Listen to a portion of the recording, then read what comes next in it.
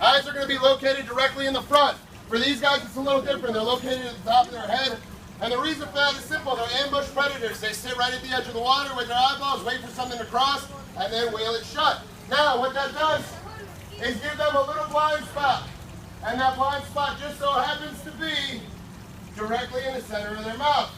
Now, is nobody taking pictures? Everybody get your cameras out, guys. Remember, I do this for free. How many times do you think I'm going to do something stupid like that? Well, that's a good answer. All right, here we go, ladies and gentlemen. We're going to do that one more time. Remember, the bite pressure on these guys is absolutely insane, about 1,800 pounds of pressure per square inch. So he doesn't see that.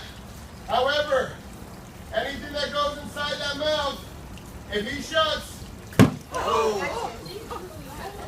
1, 2, 3, 4, 5. I got all 5. Anybody want to take a wild guess why I do that? If you look really close, guys, there's no teeth on this end. So we're going to pull them out, and I'm going to situate them for everybody to see. And the way to capture these guys, there's a couple of different techniques. The way that I'm going to do it today is quite simple. It's called the quick catch.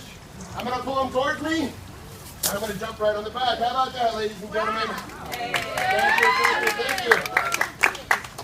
Okay, now, we talked about the bite pressure, 1,800 pounds of pressure per square inch, and that gets larger as the animal does.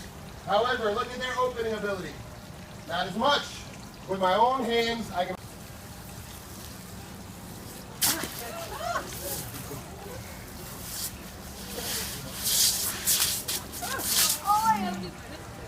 Now you guys get a real show. Ladies and gentlemen, he does not usually act like that. He's actually pretty good for an alligator, which is better for me. Keeps me on my toes. So, now, what we're going to do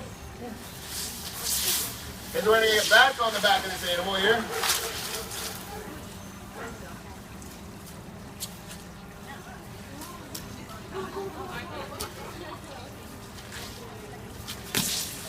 All right, now, to resume that,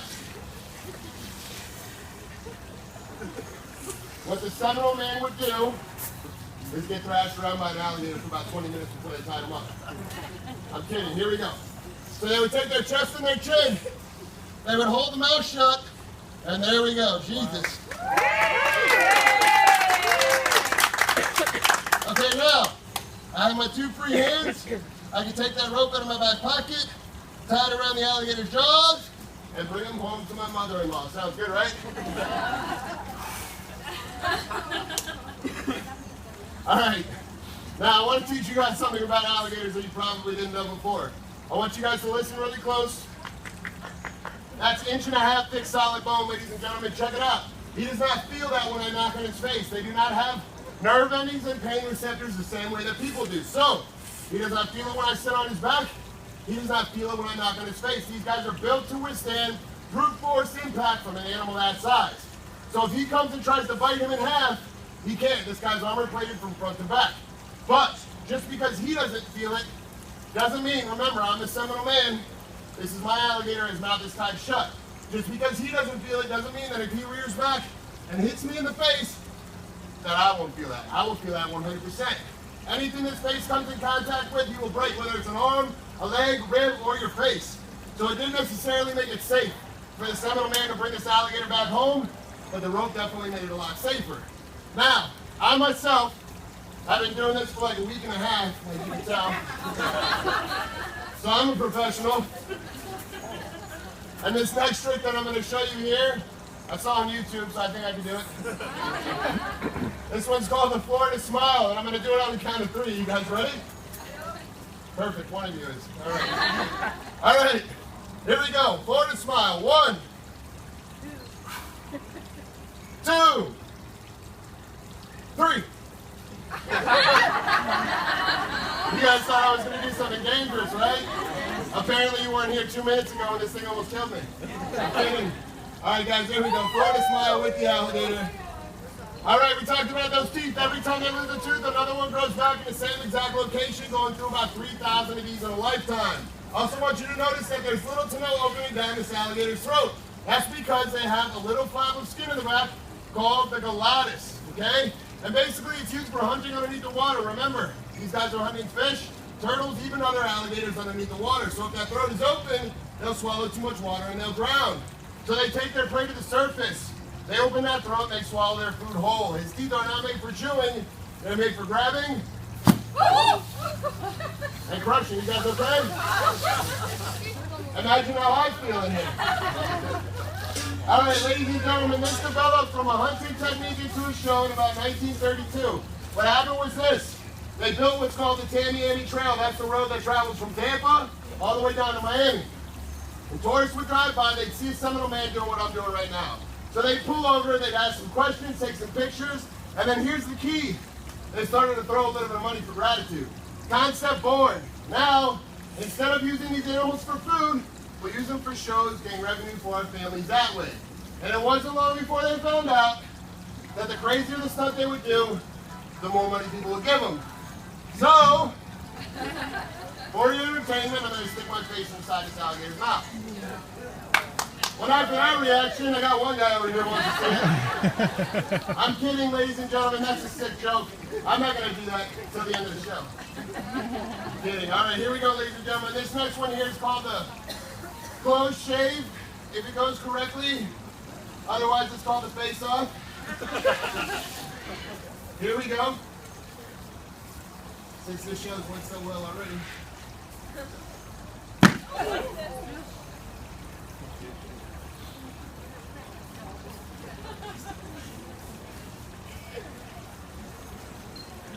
Thank you.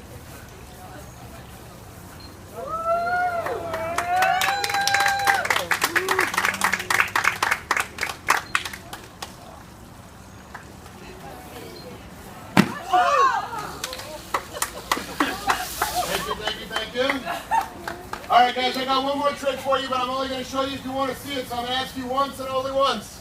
Are you guys ready for the last trick? Yeah. Yes. All right. So this last one here is called Incredibly Stupid, so get your cameras out. Listen, if all goes well, you guys will get some awesome photos. However, guys, listen, if something goes wrong, you'll get some awesome photos, all right? I'm kidding. You guys are a sick bunch of people, you know? Honestly, guys, if something does go wrong, I have a video camera aimed at me at all times. Listen, I promise you, from experience, it is better on you, and it is better on me. If something happens, turn and walk in the opposite direction, okay? Just don't forget these buckets. That's how I pay my hospital bills. All right, here we go, guys.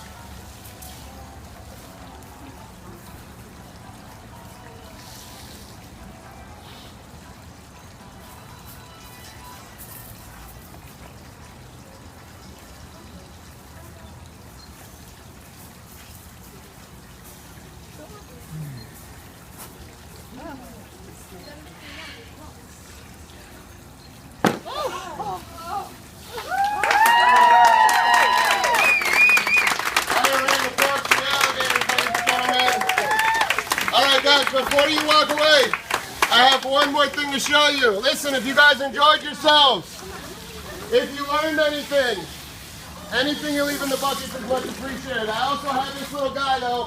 After the show, I'm going to be standing directly behind the pit with little Wally. Say hello, little Wally. Hello.